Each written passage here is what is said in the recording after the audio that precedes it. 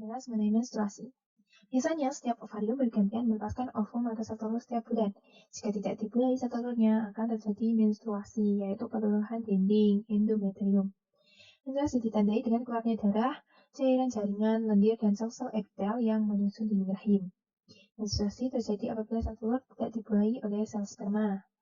Itu tidak terjadi fertilisasi. Nah, di sini berbulan dari siklus pada dinding rahim. Yang pertama yaitu fase menstruasi terjadi hari ke-1 sampai 5, di mana hormon folikel stimulating hormone atau FSH memicu perkembangan folikel dalam ovarium. Pada proses perkembangan folikel, ada beberapa folikel yang berkembang, tetapi hanya ada satu folikel yang dapat terus berkembang setiap bulannya.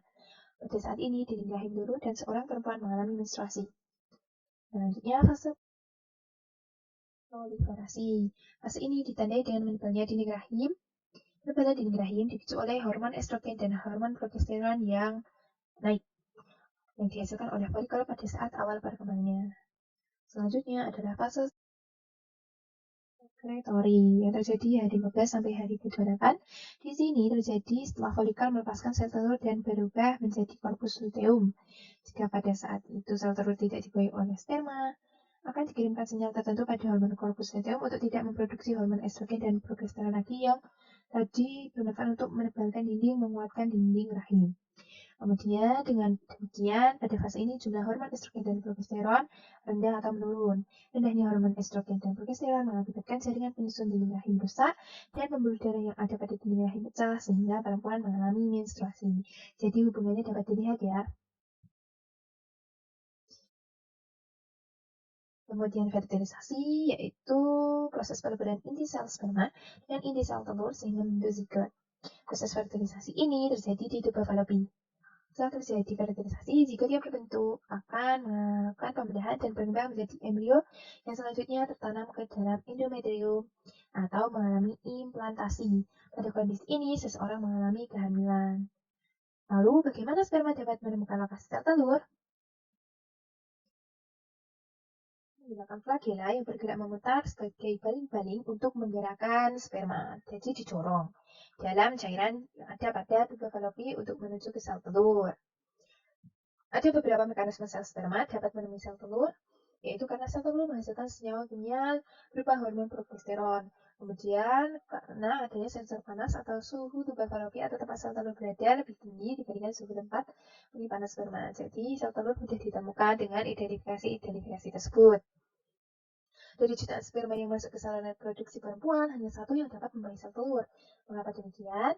Karena sel telur setelah dimasuki oleh satu sperma akan membentuk benteng tersendiri, yaitu lapisan yang tidak dapat dilewati oleh sperma lainnya. Jadi betapa kuat dan hebatnya kuasa Tuhan ya, sampai hal sedetail itu sudah diatur dan mendesain proses fertilisasi ini sedemikian rupa sampai akhirnya nanti akan berkembang setelah peleburan terbentuk zigot dan tumbuh menjadi janin, bayi, dan kita sampai saat ini.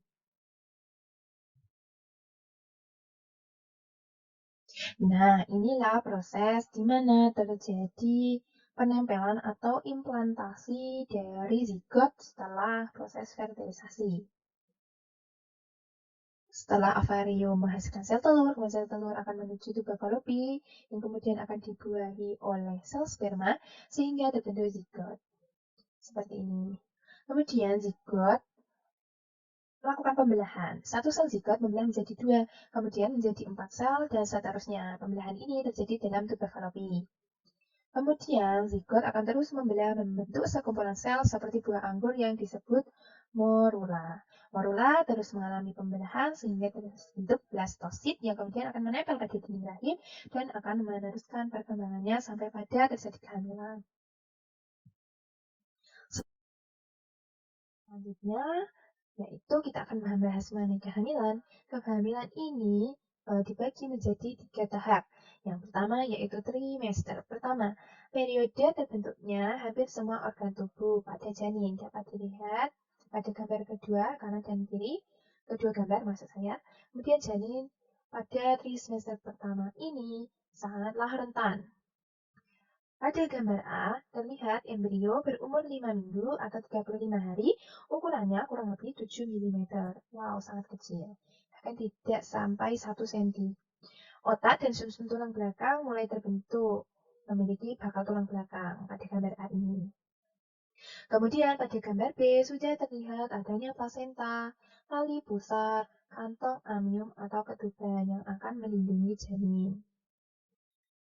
Pada gambar B ini menunjukkan embrio berumur 9 minggu atau 63 hari. Embrio sudah memiliki struktur yang lengkap dan dapat disebut sebagai janin. Janin sudah dapat menggerakkan lengan dan kaki serta memutar kepala. Di sini mulai terbentuk otot, kulit, dan sebagainya. Pada akhir trimester pertama, janin terlihat seperti miniatur manusia. Jenis kelamin biasanya sudah tampak dan detak jantung juga dapat dideteksi. Tahap yang selanjutnya yaitu trimester kedua. Perkembangan pada trimester ini, janin akan membesar ukurannya dan akan mengalami perbaikan struktur menjadi lebih detail. Pada tahap ini tidak ada perkembangan mendasar seperti pada trimester tadi. Pada akhir trimester kedua ini, mata janin sudah membuka dan mulai terbentuk gigi. Pada gambar A, janin berumur 14 minggu atau 98 hari. Pada umur terbentuk ukuran janin kurang lebih 6 cm. Kemudian, plasenta banyak menghasilkan progesteron untuk menjaga proses kehamilan. Kemudian di gambar B, janin berumur 20 minggu atau 140 hari, ukurannya kurang lebih 19 cm, dan berat badan janin sebesar 0,5 kg, setengah kilo ya. Kemudian permukaan kulit ditumbuhi oleh rambut dan kuku, janin mulai bergerak aktif.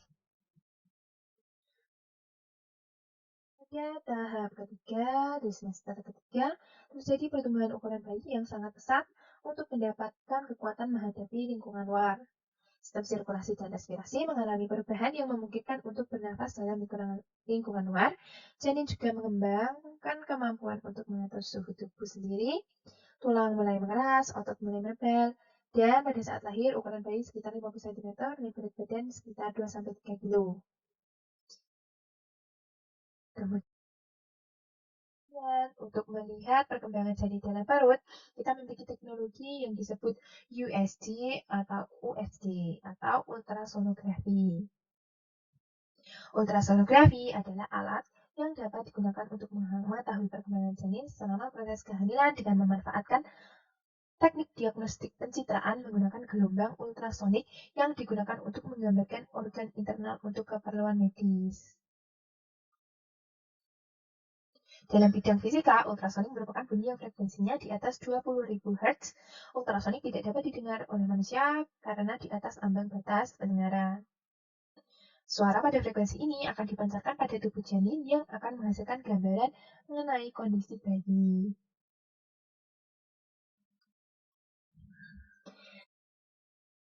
Membahas mengenai penyakit pada sistem reproduksi dan pencegahannya.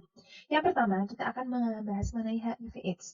HIV/AIDS atau sekarang ini lebih dikenal dengan AIDS atau Acquired Immunodeficiency Syndrome adalah penyakit yang disebabkan oleh HIV atau Human Immunodeficiency Virus yang menyerang sistem imunitas atau kekebalan tubuh penderita. Jadi saat seseorang menderita HIV/AIDS ini akan dapat dengan sangat rentan, sangat mudah menerima penyakit-penyakit lainnya. Kemudian, sampai saat ini sangat disayangkan belum ditemukan vaksin pencegahannya dan belum ada obat yang betul-betul dapat diandalkan untuk mengatasi penyakit ini. Penyakit ini juga dapat ditularkan dari orang tua yang mengandung dan janinnya akan sangat mungkin untuk terinfeksi HIV/AIDS ini juga.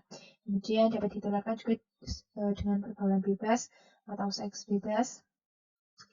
Nauzubillah min dzalik, semoga kita dijauhkan dari hal-hal buruk tersebut.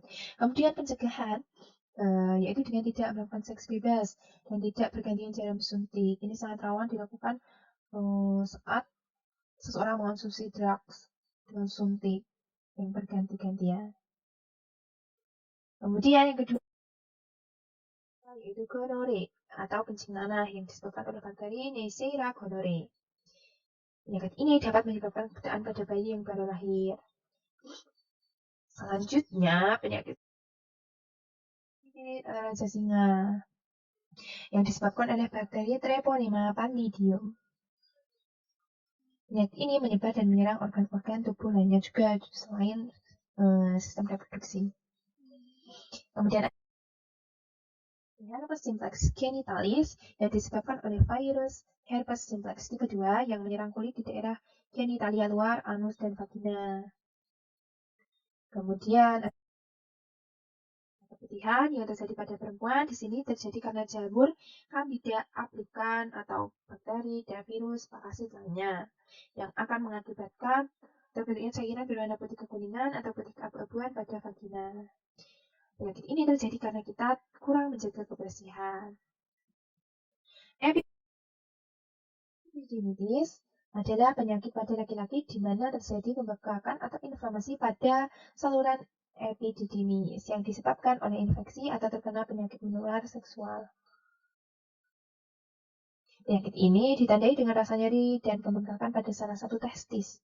Salah satu penyebabnya terjadi penyakit ini karena pergaulan bebas. Ini terjadi pada laki-laki ya, karena menyerang epididymis.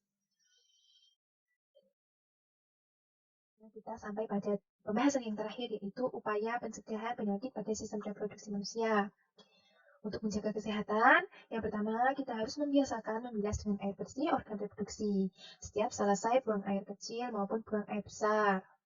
Dan keringkan sisa air yang menempel pada kulit dengan tisu. Karena kalau lingkungan alat reproduksi lembab akan mudah ditumbuhi oleh jamur, bakteri, dan parasit lainnya. Kemudian upaya yang selanjutnya yaitu memotong rambut pada daerah organ reproduksi apabila sudah panjang agar tidak menjadi sarang kuman. Kemudian rajin olahraga dan banyak mengonsumsi buah dan sayur. Selain buah dan sayur dapat bermanfaat bagi kesehatan tubuh secara keseluruhan, juga dapat mencegah terjadinya infeksi organ reproduksi oleh jamur. Kemudian menggunakan celana dalam yang berbahan katun dan bertekstur lembut, menggantinya 2-3 kali sehari. Dan bagi kalian para perempuan, apabila sedang mengalami menstruasi, gantilah membalut sesering mungkin, misal 2-3 jam sehari sekali. Itu sangat dianjurkan ya, agar daerah alat organ reproduksi tidak lembab. Kemudian bagi kamu yang perempuan juga, hindari menggunakan sabun pembersih daerah kewanitaan dan ganti lainnya secara terus-menerus. Sabun pembersih daerah kewanitaan akan mengakibatkan kering, jadi suasananya tidak baik untuk bakteri baik yang akan menjaga organ reproduksi. Kemudian jika menggunakan ganti lainnya secara terus-menerus akan menyebabkan daerah terlalu lembab sehingga jamur, parasit, bakteri akan mudah tumbuh. Sekian pembahasan dari ini pada bab sistem reproduksi manusia. Bila ada pertanyaan, silakan komen di bawah. Dan juga jangan lupa subscribe agar saya lebih semangat lagi untuk membuat video-video lainnya. Apabila ada salah kata, saya mohon maaf. Wassalamualaikum warahmatullahi wabarakatuh.